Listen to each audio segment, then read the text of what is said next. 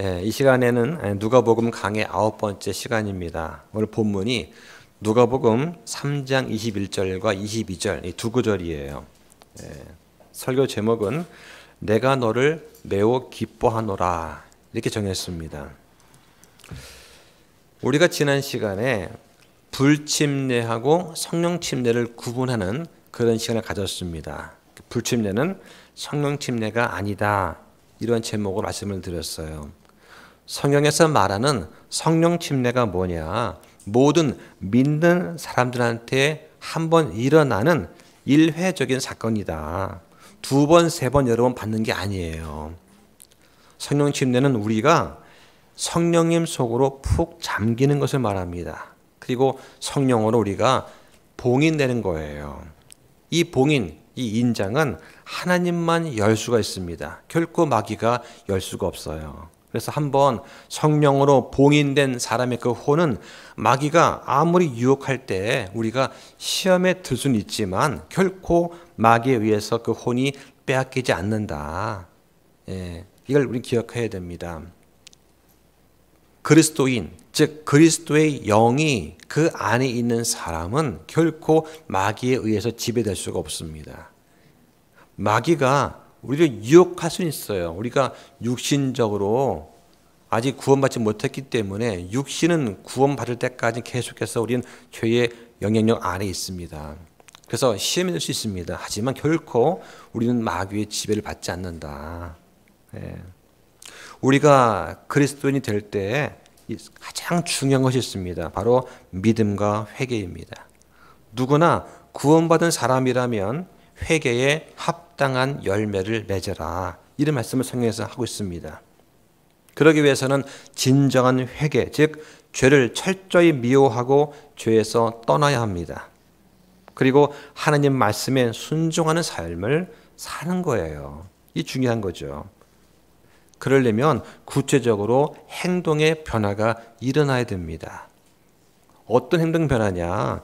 갈라디아서 5장 19절부터 21절에 보면은 우리가 구원받기 전에 행했던 그러한 육신의 행위가 있습니다. 예를 들면 간음을 하고 음행을 하고 부정함과 색욕과 우상 숭배와 마술과 증오, 불화, 경쟁하고 진노하고 다투고 폭동과 이단 파당과 시기와 살인과 술 취함과 흥청대는 것들, 이런 것들이 우리가 구원받기 전에 행했던 그 일들이라고 성경이 지적하고 있습니다. 여기서 마술은 뭐냐?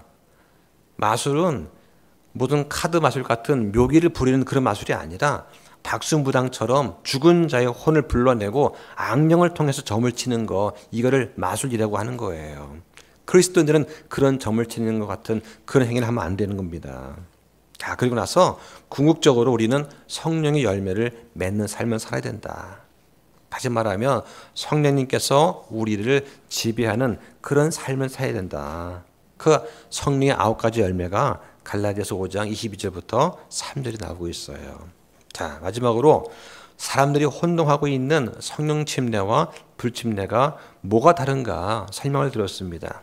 성령 침례는 모든 믿는 사람들이 예수님을 믿고 나의 구원자로 받아들일 때 그때 받는 것이지만, 불침례는 뭐냐? 믿지 않는 자들이 받게 되는 멸망의 심판, 불과 유황의 그 호수에 푹 잠기는 것을 말한다. 이런 걸 설명을 드렸어요. 자, 오늘 이 시간에는 예수님께서 침례를 받으시는 그 장면을 중심으로 설명을 드리려고 합니다. 자, 오늘 본문이 누가복음 3장 21절, 22절입니다. 이 구절 보면 어려운 내용이 전혀 없는 것 같아요. 그런데 이 구절 속에 상당히 중요한 진리가 들어 있습니다. 이 두 구절에 해당하는 내용이 마태복음, 마가복음, 요한복음에도 다 나오고 있습니다. 예수님께서 침례를 받으려고 나오시니까 침례 요한이 보고 깜짝 놀라서 이런 말을 합니다. 아니, 내가 주님께 침례를 받아야 되는데 어떻게 해서 주님께서 저에게로 오십니까?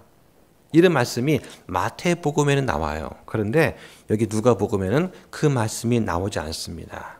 자, 왜냐하면 이 사복음서가 기록될 때 그 관점의 차이가 있어요. 예를 들어서 마태복음은 유대인의 왕으로 오신 메시아, 그 메시아이신 예수님을 보여줍니다. 그런데 누가복음은 겸손하게 사람이 되셔서 사람으로 오신 예수 그리스도를 초점으로 삼고 있습니다.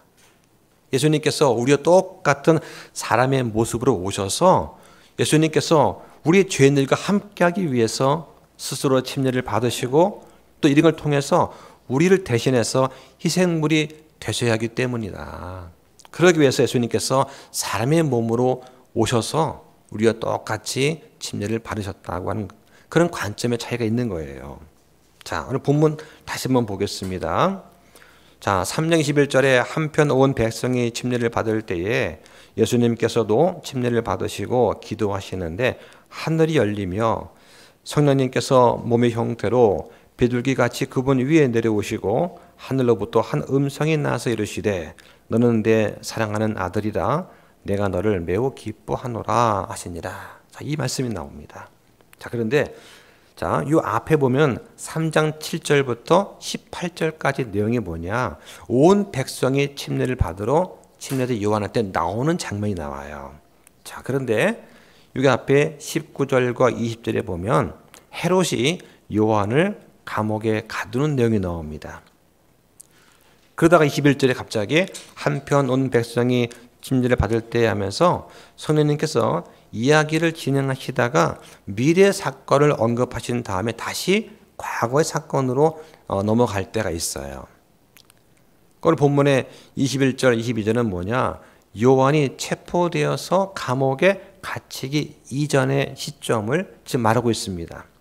그러니까 복음서에는 성령님께서 이야기의 흐름을 과거 사건을 갖다가 다시 미래 사건을 언급하셨다가 이렇게 왔다 갔다 하면서 설명하시는 경우가 이 복음서에는 자주 나옵니다. 그거를 좀 이해하시면 좋겠습니다. 자, 여기 보니까 온 백성이 침례를 받을 때에 자, 그럼 이 침례는 어떤 침례냐? 구원받은 증거로서 믿음을 고백하는 그런 침례가 아니라 회개의 침례를 선포한 것입니다. 다시 말하면 그 당시 유대인들한테 너희들의 죄를 회개하고 하나님께로 돌아오라고 요구하면서 침례를 베푼 거예요. 이 침례자 요한의 침례는 어떤 침례냐? 죄를 결코 제거할 수 없는 그런 침례입니다.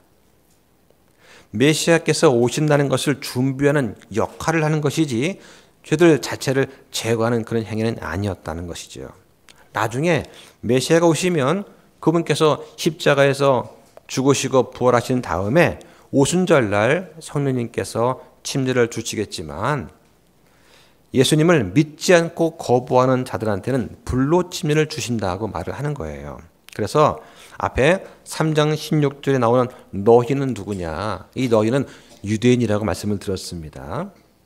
자, 그래서 요한의 침례하고 지금 우리 신약교회에서 받는 이 침례하고 뭐가 다르냐? 이를 좀 설명을 드리려고 해요.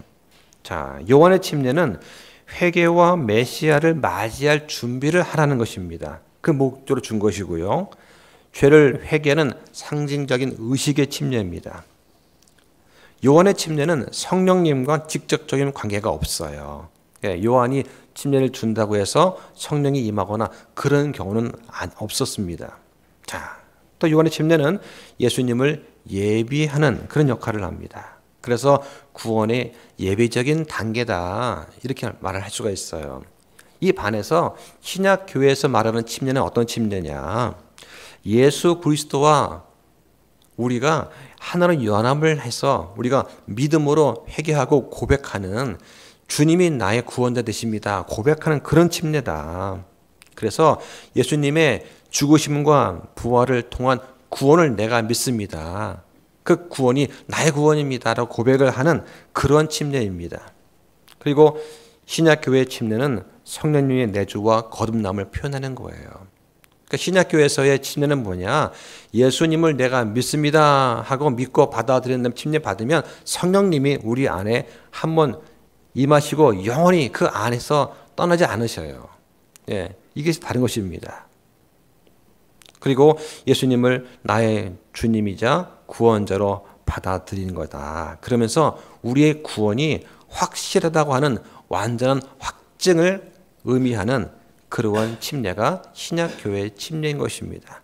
이걸 잘 구분하시고 우리는 또 알려주셔야 돼요.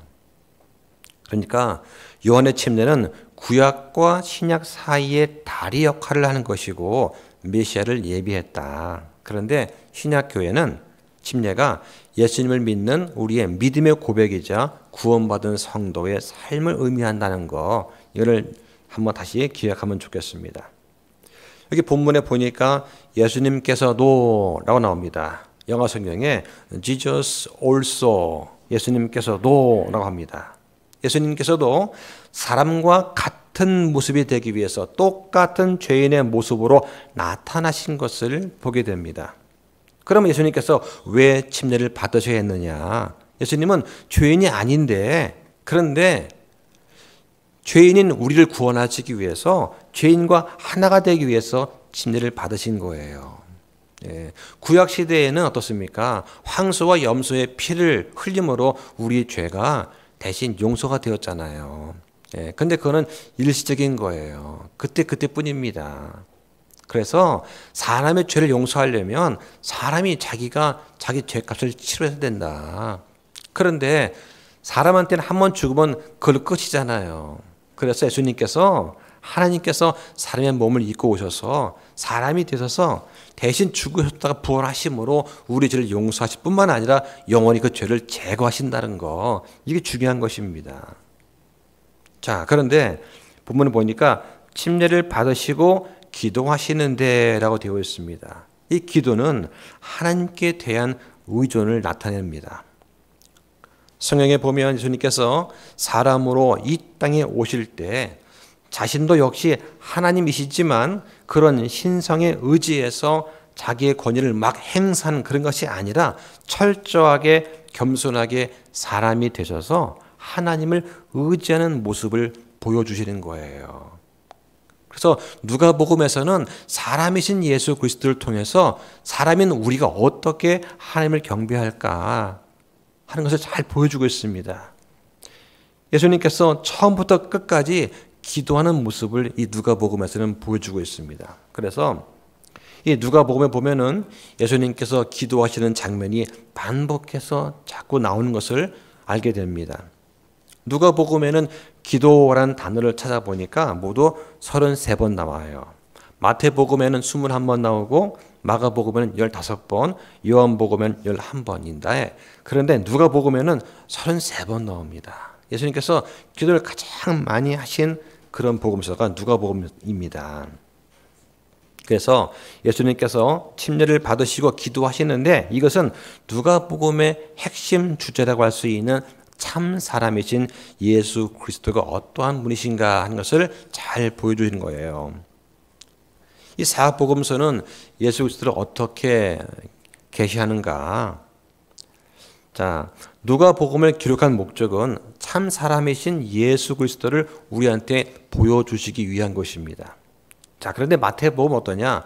구약의 유대인에게 메시아로 오신, 유대인의 왕으로 오신 예수님 모습을 보여주는 거예요. 누가복음은 사람의 아들이신 예수님이다. 그러니까 온 인류를 구원하기 위해서는 반드시 사람의 모습으로 오셔야 했기 때문에, 그래서 참 하나님이신 하나님께서 참 사람의 모습으로 오셨다고 하는 거예요.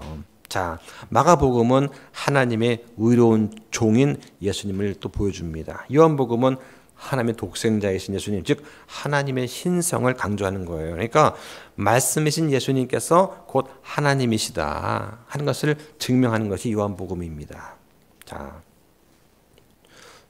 좀 더 설명드리면 누가복음은 참 사람이신 예수 그리스도가 주제인데, 하나님께서 맨 처음에 아담 만드시고, 그런데 이 아담이 죄를 짓지 않고 잘 순종하면서 잘 살았더라면 이렇게 살았을 것이다 라고 하는 것을 보여주는 것이 바로 예수님의 이 누가복음에서의 삶이에요.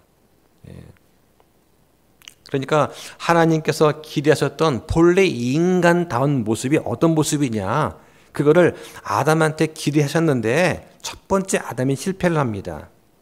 이 실패를 마지막 아담이신 예수님께서 죄값을 모두 청산하시는 거예요. 또 첫째 사람이신 아담이 실패한 것을 둘째 사람이신 그리스도께서 죄 없이 완벽하게 하나님의 마음을 흡족하게 하는 인간의 참 본래의 모습을 보여준다. 이걸 기억하면 좋습니다. 자, 좀 어려운 내용이 나오는데 성경 보면은 첫 아담이 있고 마지막 아담이 있어요. 그리고 첫째 사람 아담이 있고 둘째 사람 그리스도가 있습니다. 그러니까 첫째 아담이 있고 마지막 아담 예수님이 나오고 첫째 사람 아담이 나오고 둘째 사람 그리스도예요. 그러면 왜 마지막 사람 그리스도라고 안 할까? 또 왜 둘째 아담이라고 안 할까? 이런 이제 문제들이 있는 것이죠. 이걸 좀 설명드리려고 합니다. 예. 자, 마지막 아담이신 예수님 할 때에 마지막 아담이란 말은 무슨 얘기냐? 이 인간을 구속하는 것, 대신 속죄의 구수 역할을 완수했다는 것을 강조하는 표현이 마지막 아담이라는 표현이에요. 더 이상 인간을 구속할 사람이 필요 없다. 이제 끝이다. 마지막이다. 그래서 마지막 아담이다 하는 말을 쓰는 것입니다. 자, 그러면 첫째 사람 아담, 둘째 사람 그리스도. 이 둘째 사람이란 말을 왜 썼느냐? 이 표현은 첫 사람 아담은 처음 창조를 말합니다. 첫 창조의 시작은 아담부터 시작했잖아요. 자, 그런 다음에 둘째 사람, 즉 두 번째 창조, 즉 새 창조입니다. 새 창조, 새 언약의 시작이 된다는 의미에서는 둘째 사람 그리스도라고 하는 거예요. 예. 그러니까 예를 들면 뭐 구약과 시대 나눌 때 아담을 시작으로 해서 온 인류가 시작이 되었지 않습니까? 그러니까 성경에는 뭐라고요?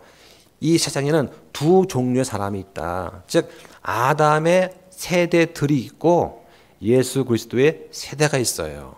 네. 그러니까 우리는 지금 예수 그리스도의 세대에 속한 사람입니다. 우리는 새 언약에 포함이 된 사람들이죠. 자, 그렇기 때문에 참 사람이신 예수 그리스도의 초점을 맞추고 있는 이 누가복음에서 이러한 예수님의 인간적인 모습이 자주 등장하게 되는 것입니다. 자, 그런 모습이 지금 침례를 받으시는 건 그 다음에 기도하는 모습에서 잘 드러나고 있는 거예요.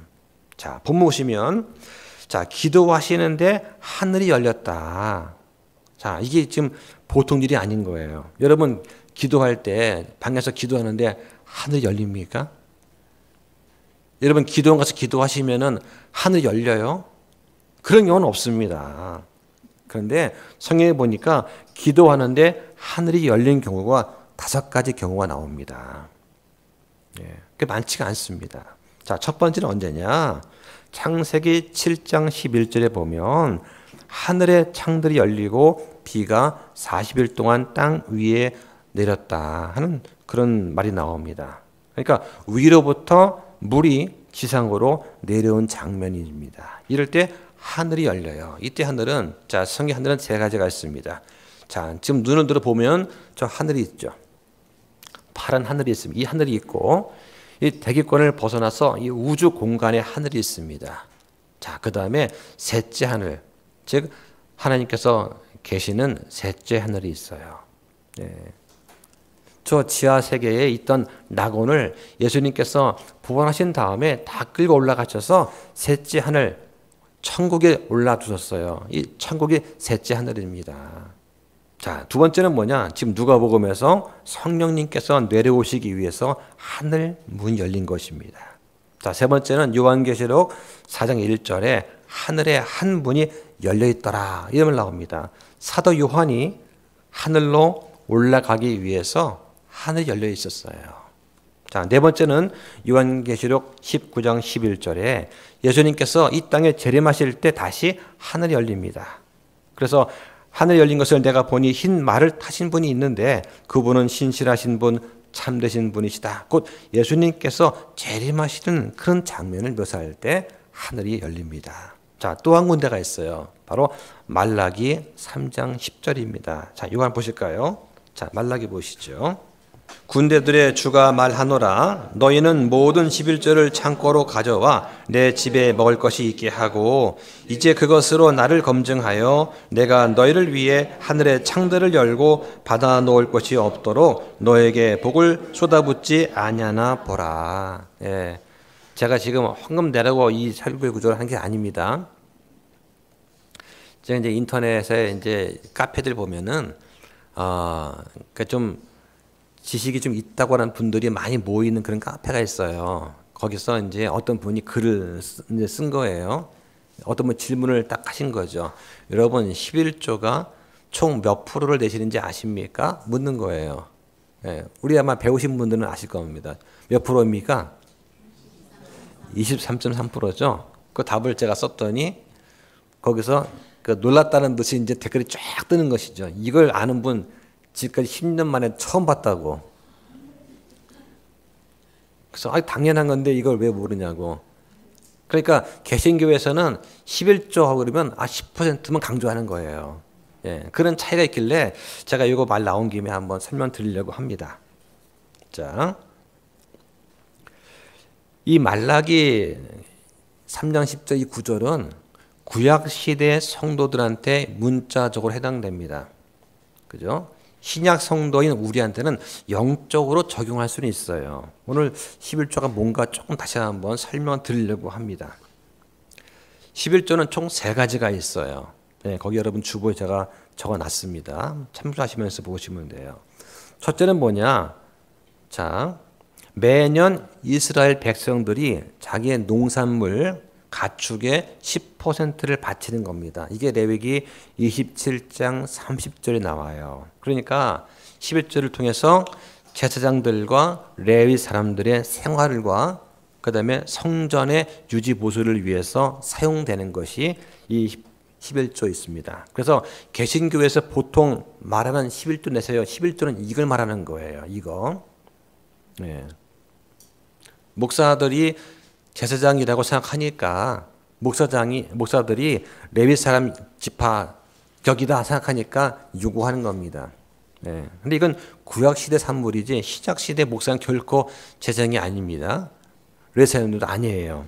자, 두 번째는 뭐가 있느냐? 절기 11조가 있어요. 이걸 다른 말로 축제 11조라고 하는데 이것도 매년 10%를 냅니다. 신명기 14장 22절 3절이 나옵니다. 이것은 성전에서 온 가족과 함께 먹고 마시는 그런 11조를 말하는 거예요. 자, 세 번째 11조가 있는데 3년마다 드리는 11조가 있습니다. 이걸 구제 11조라고 부릅니다. 매년 3.3%죠. 3년마다 내는 거니까. 그러니까 3년마다 10%니까 매년은 3.3%인 거예요. 신명기 26장 12절 나옵니다. 이것은 레위 사람뿐만 아니라 가난한 고아들, 과부들, 또 손님들을 돕기 위해서 마련하는 그런 11조예요. 그러니까 정리하면 매년 자기 수입의 23.3%를 드리는 것이 구약 기준에서의 11조다 하는 것이죠. 그러니까 예를 들면 연봉으로 따지면 그렇지만 쉽게 월급으로 따지면 내가 한 달에 월급을 100만 원 번다. 그러면 23만 3천 원은 이제 11조 내야 되는 겁니다. 큰 거잖아요. 그죠? 한 달에 1,000만 원 버는 사람이라면 230만 원 내는 겁니다. 그 1,000만 원 버는 사람은 200만 원 내지 뭐가 될 수 있어요. 근데 한 달에 100만 원 버는 사람이 20만 원 낸다는 거는 정말 힘든 거예요. 예. 자, 이것이 구약 시대 때는 법이었습니다. 율법. 이걸 안 내면 그 회중에서 쫓겨나거나 돌에 맞아 죽었다. 예. 강제였던 것이죠. 이게. 그런데 신약 때는 그렇지 않습니다. 구약 시대 이런 11조가 신약 시대의 그리스도인한테는 뭐냐? 영적으로만 적용이 되는 거예요. 예. 그래서 강제나 강요가 아니라 자발적으로 드리는 것이 다른 것입니다. 예. 구약 때는 이것이 율법이었지만 신약 때는 우리가 율법에서 해방되었기 때문에 자유롭게 드리는 거예요. 그래서 하나님께서 번창하게 해주신 대로 기쁜 마음으로 드리는 거다. 자, 그럼 신약 시대의 이러한 헌금의 원리는 뭐냐? 신약 시대는 11조라는 것이 없습니다. 예, 자유롭게 헌금을 내는 거죠. 자, 이것도 두 구절만 보겠습니다. 고린도 후서 9장 7절 보시죠. 저마다 자기 마음속에 정한 대로 낼 것이요 마지못해 하거나 억지로 하지 말지니 하나님은 즐거이 내는 자를 사랑하시느니라. 네. 일주일 동안 내가 지내면서 내가 주님께 감사한 일이 있으면 주님 너무 감사합니다. 그걸 내가 잊지 않겠습니다는 마음을 그때 조금씩 모아두면 되는 거예요. 그래서 그걸 모아두고 그다음에 이렇게 직장인은 월급이지만 자영업자들은 매일매일 수입이 들어오지 않습니까? 그걸 줄별로 계산해가지고 이렇게 할 수 있는 것입니다. 그때 나를 번창하게 해주신 대로 감사함으로 즐겁게 되는 거다. 자, 또 하나 보겠습니다. 사도행전 20장 35절 보시죠. 자, 이런 걸 찾아보면서 우리가 헌금이라든가 이런 것에서 자유로워야 돼요. 이것이 우리한테 억지로 부담이 되고 무게로 느껴지는 것이 아니라 하나님께서 이런 걸 원하시는구나 하고 저는 알려드리는 것 뿐이니까 여러분들은 이거에 대해서 즐겁게 자유로운 마음으로 자유케 되어서 이 일을 행하면 좋겠습니다. 자, 20장 35절 함께 읽습니다. 시작. 내가 너에게 모든 것을 보여주되 곧 너희가 마땅히 이렇게 수고하여 약한 자들을 지원해야 하며 또 주 예수님께서 하신 말씀들 즉 주는 것이 받는 것보다 더 복되도다 하신 그분의 말씀들을 기억해야 함을 보여주었노라 하니라. 주는 것이 받는 것보다 더 복되다. 내가 주려면 어떻게 됩니까? 내가 하는 그 일이 번창해야 될 거 아니에요. 그죠? 하나님께서 나를 번창하게 해주신 것이 있어야, 감사할 것이 있어야 내가 뭔가 가진 것이 있어야 드릴 거 아닙니까? 그러니까 줄 수 있는 사람은 복된 사람입니다. 복받은 사람이에요. 근데 내가 전혀 수입이 없고 전혀 하는 일도 안 되고 해가지고 드릴 것이 없으면 그럼 그건 복된 삶이 아니잖아요. 그러니까 내라로 하는 그 말이 중요한 것이 아니라 줄 수 있는 상황이 되도록 우리가 애쓰고 기도하는 거, 이게 더 중요한 겁니다. 예.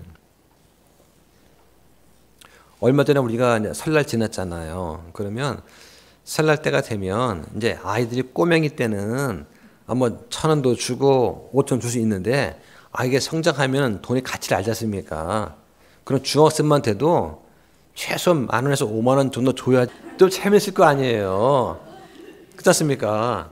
아니 누나는 50,000원 주고 난 중학생이라고 나는 5,000원 주면 애들이 싫어하잖아요.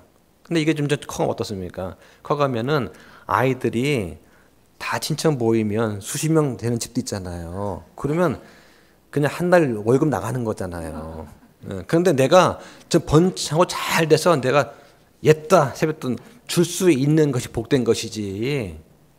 그거 주고 싶은데 줄 형편이 안 돼서 못 주는 거, 이건 복된 것이 아닙니다. 그러니까 줄 수 있는 것이 복된 거다. 예. 그러니까 우리는 많이 베풀 수 있도록 우리가 더 열심히 일을 하고 또 은혜 받고 또 기도를 할 수 있어야 된다. 예. 자, 다시 본문 돌아가겠습니다. 자, 22절에 보니까 성령님께서 몸의 형태로 비둘기 같이 그분 위에 내려오시고 라고 합니다. 성령님께서 내려오실 때 비둘기의 형체를 취하십니다. 이 비둘기라고 하는 것이 성경에 처음 등장하는 것이 어디냐? 창세기 8장 8절이에요. 자, 노아 홍수가 일어난 다음에 노아가 방주에서 2마리 새를 내보내서 육지를 찾게 합니다. 한 마리는 검은 새, 까마귀고 한 마리는 흰 새, 비둘기예요. 이 검은 까마귀는 부정한 새, 즉 죽음을 상징하는 그런 새입니다. 그래서 까마귀는 시체를 먹어요. 예, 죽은 몸을 찾으면 거기에 내려앉아서 먹이를 먹으면서 다시 방주로 들어오지 않는 것이죠. 그 노아가 까마귀를 내보냈더니 얘가 안 돌아옵니다. 무슨 얘기예요? 그 물로 꽉 찬 위에 시체가 둥둥 떠 있을 거 아닙니까? 까마귀 왔을 때 이게 웬 부패냐 하면서 막 다닐 거 아니에요. 그러니까 안 돌아왔어요. 비둘기는 보냈더니 앉지 못하고 다시 돌아왔습니다. 자, 일주일 뒤에 다시 내보냅니다. 비둘기가 입에 뭘 물고 왔어요. 올리브 잎사귀를 물고 옵니다. 그래서 이 올리브 나무는 생명의 나무를 상징하는 거예요. 그러니까 정치인들이 평화를 상징할 때 비둘기를 사용합니다. 이 비둘기는 깨끗한 새입니다. 성령을 상징하고 믿는 자한테 화평과 생명을 가져다 주는 그런 새죠. 그래서 솔로몬의 아가서에 보면 신랑을 가리켜서 비둘기의 눈을 가졌다 이런 말을 합니다. 아가서 1장 15절에 이것은 예수 그리스도 안에서 성령을 나타내는 그런 구절이에요. 자, 본문에 보니까 비둘기 같이 그분 위에 내려오시고 하늘로부터 한 음성이 나서 이르되, 자, 이게 보니까 예수님께서 침례를 받으실 때 하늘에서는 하나님 아버지의 음성이 들려옵니다. 성령님께서 비둘기 형태로 예수님 위에 임하시고 아들이신 예수님은 물속에서 올라오고 계시는 거예요. 바로 이것이 아버지와 아들과 성령의 삼위일체입니다. 삼위일체, 영어로 One God in Three Persons라고 그런 거예요. 삼위일체입니다. 아버지와 아들과 성령님의 세 인격체가 한 하나님이다라고 하는 것입니다. 한 분 하나님이 아니고 한 하나님이다. 예. 그래서 There is one God, 유일하신 하나님 또는 한 하나님이라는 표현이 성경에 3번 나와요. 하나가 디모데전서 2장 5절입니다. 이는 한 하나님이 계시고 하나님과 사람들 사이에 한 중재자 곧 사람이신 그리스도 예수님이 계시기 때문이라. 또 하나는 마가복음 12장 32절에 서기관이 이르되 옳소이다 선생님이여 한 하나님이 계시고 그분 외에 다른 이가 없으므로 합니다. 또 하나는 야고보서 2장 19절에 네가 한 하나님이 계시는 줄 믿으니 잘한다다. 마귀들도 믿고 떤다고 하는 거예요. 한 하나님께서 아버지와 아들과 성령의 세 인격체로 존재한다는 것을 여기서 잘 우리는 알 수가 있습니다. 자, 성경에 보면은 하나님께서 예수님을 가리켜서 뭐라고 하십니까? 이는 내 사랑하는 아들이다. This is my beloved son 이라고 합니다. 그런데 성경에 보면은 다른 구절에 이렇게 나옵니다. Thou art my beloved son. 자, 내 사랑하는 아들이다라는 표현이 7번 나오는데 그 중에서 이 누가복음에 뭐라고 합니까? 누가복음 3장 22절에서는 Thou art라고 그래요. 너는 내 사랑하는 아들이다. 너는 하나님 아버지께서 아들 예수님한테 너는 하면서 친밀감 있게 부르시는 구절이 이 누가복음에 나와요. 아버지 하나님과 아들 예수님께서 친밀한 관계를 갖고 있다는 것을 보여주는 것이죠. 여기 보니까 기뻐한다. 기뻐한다는 단어가 I am well pleased라는 말 나옵니다. 자, 기뻐한다는 말이 joy도 있고 rejoice도 있어요. 근데 please라는 말은 잔잔하게 마음속에서부터 흘러나오는 그런 거예요. joy는 어떤 기쁜 사건이 있을 때마다 기쁘다고 할 때 그때 joy를 할 수 있지만은 please는 좀 다른 거예요. 자, 여러분들 결혼하신 분들은 이제 자식이 처음 태어날 때 품에 안아 보셨을 것입니다. 아이를, 그 갓난 아이를 품에 안을 때 어떻습니까? 이걸 어떻게 만져야 할지 두려울 정도로 작은 생명체잖아요. 근데 품에 안을 때 얼마나 기쁜지 모릅니다. 마치 세상을 다 가진 것처럼 기쁩니다. 이 아이를 위해서라면 내 모든 걸 다 내어주겠다. 그런 마음이 저절로 나와요. 그러니까 결혼해서 아내를 얻을 때의 느낌과 좀 달라요. 아내는 사랑을 통해서 맺어지지만 자식은 어떻습니까? 아기를 얻을 때는 이 아기가 내 분신인 거잖아요. 그러니까 내가 지금 죽더라도 난 죽는 것이 아니다. 이 아이를 통해 나는 다시 살아갈 것이다. 라는 그런 생각이 들지 않습니까? 저는 그랬던 것 같아요. 그래서 야 정말 복되구나 하는 것이 저절로 나와요. 그러니까 제가 우리 아이를 딱 안고서 잠을 재울 때 제가 아이를 들어 올리고 기도를 하고 아이를 재웠어요. 얼마나 기뻤는지 몰라요. 자, 그러면 하나님께서 우리 사람을 창조하신 그 이유가 있을 거 아니에요. 그 이유가 뭐냐? 주를 기쁘게 하려고 창조되었다. 한번 보겠습니다. 요한계시록 4장 11절 보시죠.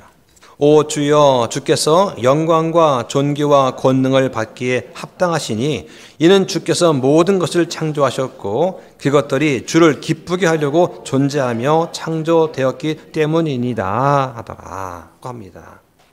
자, 하나님께서 온갖 창조물을 창조하셨는데 특히 사람을 창조하실 때 어땠을까요? 예. 새와 물고기와 나무 창조하실 때 기뻐하셨지만 특히 사람을 창조하실 때는 왜 하실까요? 하나님과 사람이 서로 대화하고 교제하기 위해서 창조하신 거 아니겠습니까? 자, 하나 더 보겠습니다. 시편 16편 11절 보겠습니다. 주께서 생명의 행로를 내게 보이시리니 주의 얼굴 앞에는 충만한 기쁨이 있고 주의 오른쪽에는 영원토록 즐거움이 있나이다. 여기 보니까 영원토록 즐거움이 있다. 이 즐거움이라는 단어를 영어 성경 보면은 pleasure, 기쁨이라고 되어 있어요. 기쁨. 예. 그러니까 여기서 영원토록 즐겁다는 거, 이건 우리가 부활을 할 때, 휴거할 때, 부활할 때 얻을 수 있는 그런 기쁨이다 라고 할 수가 있을 것입니다. 그래서 우리가 존재하는 목적이 뭐냐? 바로 하나님을 기쁘시게 하는 것입니다. 하나님께서 사람을 창조하셨는데 문제가 뭡니까? 사람이 하나님을 기쁘시게 못하는 거예요. 에덴 동산에서 아담과 이브가 하나님과 함께 거닐면서 하나님이 부르시면 대답하면서 교제했습니다. 아담아, 그러면 네, 아버지 제가 여기 있습니다. 근데 어느 날 선과 악을 알게 하는 나무 열매를 따먹고서 주님의 음성이 딱 들리니까 그만 깜짝 놀래가지고 숨어버리는 그런 존재가 되었다. 그래서 죄는 하나님과 사람을 분리시키는 그런 결과를 가져오는 거예요. 또 예수님께서 사역하실 때 사람들과 거닐면서 아주 조금 그런 교제가 있었습니다. 하나님이신 예수님께서 사람과 함께 먹고 자고 울고 웃고 동고동락하면서 3년 반 동안 계셨잖아요. 그런데 사람들의 죄는 어떠했습니까? 그 예수님을 십자가에 못 박고 거부한 거예요. 그래서 어둠과 빛은 함께 거할 수가 없다. 이 죄를 지으니까 숨어버리니까 하나님께서 뭐라고 하십니까? 아담아, 네가 어디 있느냐? 왜 나를 피해 숨었느냐? 나는 너와 교제하고 기쁨을 나누고 싶어서 내가 너를 만들었는데 이제 네가 나를 슬프게 하는구나. 네가 내 마음을 아프게 하더니 이제 나를 피해서 숨는 그런 비참한 존재가 되어버렸구나 하는 것입니다. 성경에 모든 사람이 죄를 지어 하나님의 영광에 이르지 못하더니 라고 합니다. 원래는 함께하면서 하나님의 영광을 나눠 가질 수 있는 그런 존귀한 존재였던 사람이 죄로 인해서 하나님을 피해 도망 다니는 비참한 존재가 된 거에 대해서 아픔을 얘기하시는 거예요. 죄를 지었으니까 너는 지옥이다, 이걸 말하는 것이 아니라 정말 안타깝구나. 어쩌다 그런 상황이 되어버렸느냐. 나와 함께 가까이 있어야 될 네가 왜 멀리 나를 피하느냐.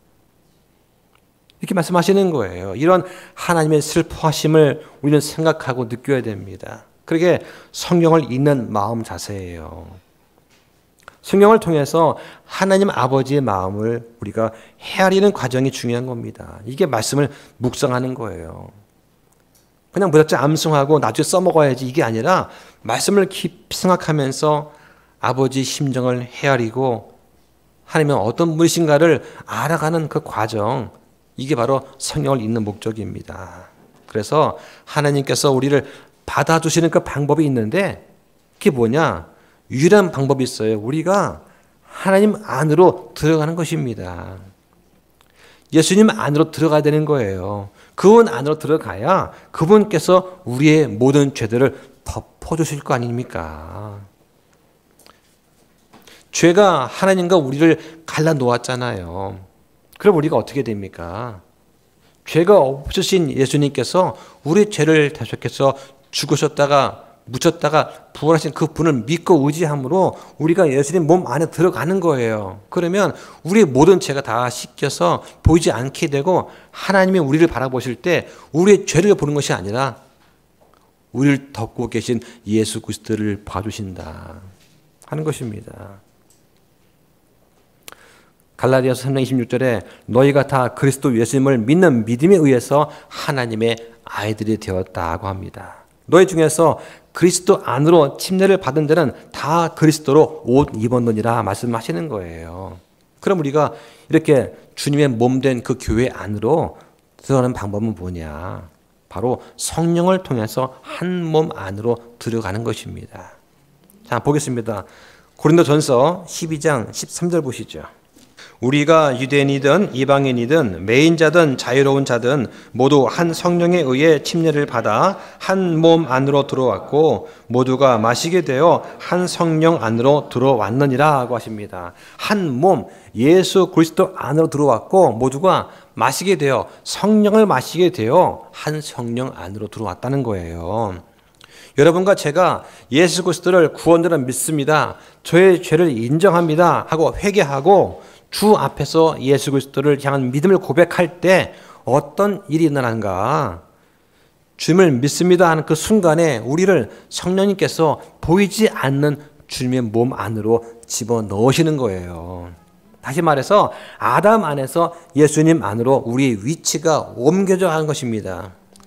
그래서 이제 사랑하시는 그 분이신 아들 그리스도 안에서 하나님께서 우리를 받아주시는 거예요.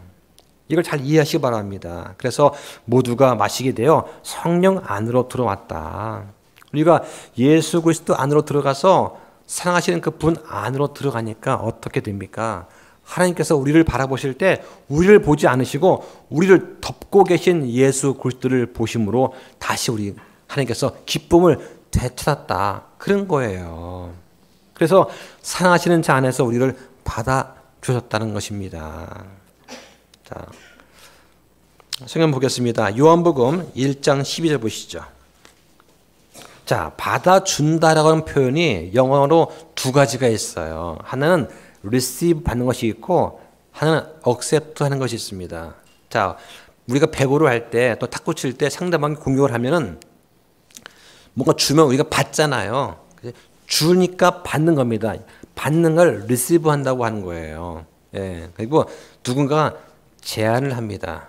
자, 여기 일로 가면은 구원의 생명의 길이 있고 일로 가면은 멸망의 길이다. 자, 너는 어떤 길로 갈래? 내가 너한테 이 생명의 길을 제시해 주는데 너는 받아들이겠니? 예, 제가 받겠습니다 하고 accept 의지를 가지고 받아들이는 거예요. 그러니까 주니까 받는 것이 있고 받고 싶어서 내가 얻는 것이 있다. 자, 1장 12절 함께 씁니다. 시작. 그분을 받아들인 자들 곧 그분의 이름을 믿는 자들에게는 다 하나님의 아들들이 되는 권능을 그분께서 주셨으니 그분을 받아들인 자들 그래서 receive him 예수님을 받아들인 자들한테는 하나님의 아들이 된다. 아들 예수님과 공동 상속자 하나님께서 마련해 주신 그런 보상과 그런 상속 유업을 받게 된다는 거예요. 자, 하나 더 보겠습니다. 에베소서 1장 6절 보시죠. 에베소서 1장 6절과 7절 두 구절입니다. 자신의 은혜의 영광을 찬양하게 하심에 따른 것이니라. 그 은혜 안에서 하나님께서 우리를 그 사랑하시는 자 안에서 받아주셨고 그 사랑하시는 자 안에서 우리가 그분의 피를 통해 구속 곧 죄들의 용서를 받았으니 이것은 하나님의 은혜의 풍성함에 따른 것이니라고 합니다. 예. 그러니까 우리가 예수 그리스도를 receive 받아들이면 그러면 하나님은 우리를 accept 받아주시는 거예요. 예수님을 마음을 열고 내 주님으로 구원자로 믿고 영접하면 그 순간 하나님께서 사랑하시는 자, 즉 예수 그리스도 안에서 우리를 accept 받아주신다고 성경에 써 있지 않습니까? 그러니까 예수님을 통해서 하나님께 받아들여진 자들, 그게 바로 여러분과 저의 신분입니다. 이걸 잊지 말고 믿음 생활을 하셔야 돼요. 네. 자, 결론의 말씀을 드리겠습니다. 여기 보니까 내가 너를 기뻐하노라. 기뻐한다는 말씀을 하시잖아요. 하나님께서 인류 역사에서 이 기뻐한다는 말씀을 한 사람은 단 한 명밖에 없어요. 지금 2025년 현재 지구에는 약 81억 명의 사람이 살고 있습니다. 아담부터 지금까지 인류를 몇 명이 살았는가를 계산해 보면 인구학자들이 뭐라고 하느냐, 1080억 명 살았다고 해요. 예, 1080억 명. 이 많은 인류 중에서 하나님께서 내가 너를 기뻐하노라 말씀하신 사람은 단 한 명뿐입니다. 하나님은 아브라함, 모세, 다윗한테도 이 말씀하지 않으셨습니다. 성경은 그들한테 대해서 좋은 말씀을 하고 있지만, 그러나 너는 내 사랑하는 아들이다, 내가 너를 기뻐한다는 이 말씀은 하지 않으셨어요. 예수님의 제자들, 그 사도들 마찬가지입니다. 하나님은 어떤 왕이나 어떤 총리나 황제나 교황이나 대통령한테도 그런 말씀을 하시지 않았습니다. 하나님은 오직 예수 그리스도에게만 내 사랑하는 아들, 내가 너를 기뻐하노라 말씀하십니다. 하나님은 이 말씀을 2번 하셨습니다. 예수님께서 침례 받으실 때 한 번 하셨고, 그 다음에 변화산 사건에서 또 한 번 하셨습니다. 예수님이 첫 번째 오셨을 때 하나님은 그 아들을 기뻐하셨고, 이제 2번째 곧 오실 때, 재림하실 때도 그 아들을 기뻐하실 것입니다. 자, 그런데 만약 여러분들이 구원받았다면 성경에서 여러분에 대해서 뭐라고 말씀하시느냐? 그것은 너는 사랑하는 자 안에서 받아들여졌느니라 말씀을 하십니다. 여러분이 본래 상태에서는 하나님을 기쁘시게 할 수 없지만, 그럼에도 불구하고 예수님을 나의 구원자로 믿고 받아들이고 성령에 의해서 그분의 몸 안에 들어가기만 하면 하나님은 여러분들을 그 아들 예수 그리스도 안에서 받아들여 주세요. 하나님은 여러분들을 아들로 삼아 주십니다. 아들처럼 여겨 주세요. 그래서 하나님은 우리를 예수 그리스도 안에 있기 때문에 사랑하시는 거예요. 마치 아버지가 그 아들을 사랑하듯이 하나님은 우리 모두를 예수 그리스도 안에 있기 때문에 사랑하신다는 것을 기억하셔야 됩니다. 언젠가 우리는 아들의 형상과 같은 모습이 될 것입니다. 로마서 8장 29절에 그렇게 예정되어 있어요. 우리를 아들의 형상과 같은 모습이 되게 하신다. 그때 우리 아버지 하나님께서는 예수 그리스도를 기뻐하신 것과 똑같이 우리를 기뻐 받아주실 것입니다. 그래, 너 왔구나. 내가 너를 만나고 싶었다 하면서 우리가 부활 또는 휴거할 때에 하나님께서 우리를 기쁘게 받아주신다. 그 날을 소망하면서 우리가 믿음 생활을 하면 참 좋겠습니다. 기도하겠습니다.